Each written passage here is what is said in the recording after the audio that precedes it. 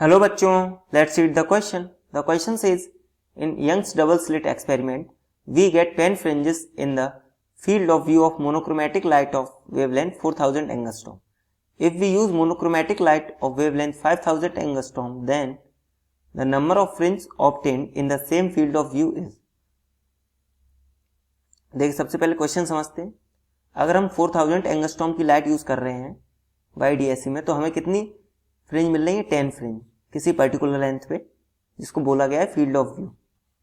अगर हम 5000 एंगस्ट्रॉम की लाइट यूज करेंगे तो हमें कितनी फ्रिंज मिलेंगी, यही पूछा गया है हमें.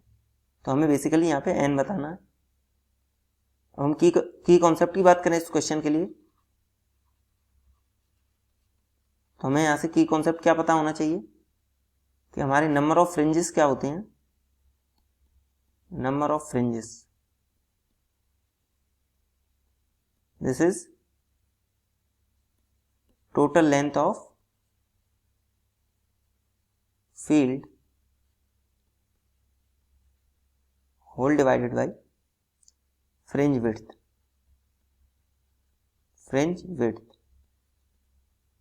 ये इंपॉर्टेंट चीज है जो हमें इस क्वेश्चन के लिए पता होनी चाहिए. और एक और चीज, जो हमारा फ्रिंज विड्थ होता है उसका फॉर्मूला, इसको बेसिकली हम बीटा बोलते हैं. This should be equals to lambda of capital D upon small d. अब हम बात करते हैं, तो यहां से हम क्या निकालेंगे. यहां से जो हम क्वेश्चन में बेसिकली हमसे पूछा गया है, देखिए हमें यहां पे बोला गया है कि वी गेट 10 फ्रिंजेस, तो टोटल लेंथ ऑफ व्यू हम निकाल लेते हैं. ये यहां से क्या आ जाएगा? Number of fringes into fringe width. तो ये आ जाएगा हमारे पास नंबर ऑफ फ्रिंज कितनी दी गई है हमें? 10 multiplied by fringe width. Fringe width हमारी क्या हो जाएगी? फ्रिंज विड्थ हो जाएगी हमारी, हमें लाइट कितने की दी गई है? 4000 एंगस्ट्रॉम. तो 4000 into 10 to power minus 10 into capital D by small d. तो ये हुई हमारी total length of view. But ये किसके बराबर भी होनी चाहिए? ये होनी चाहिए number of fringes in 4000 angstrom light में multiply by fringe width of 4000 angstrom light. तो इसको हम n मान लेते हैं. और हमें फ्रिंज विड्थ हमें पता है 4000, सॉरी यहाँ पे होगा 5000 एंगस्ट्रॉम लाइट. ये 4000 की तो हम निकाल चुके हैं, हमारे यहाँ पे कितना होगा? 5000.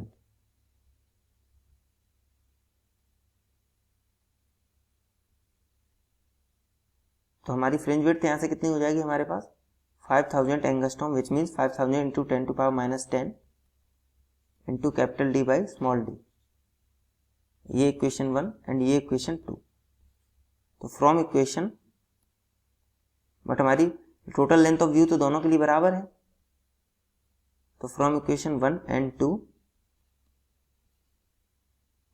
n multiply by 5000 multiplied by, इसको हम यहाँ पे लिख रहे हैं 10 to power minus 10 multiplied by capital D by small d.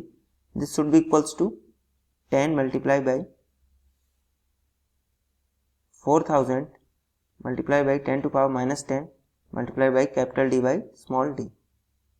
तो capital D by small d cancel out, 10 to power minus 10 10 to power minus 10 cancel out.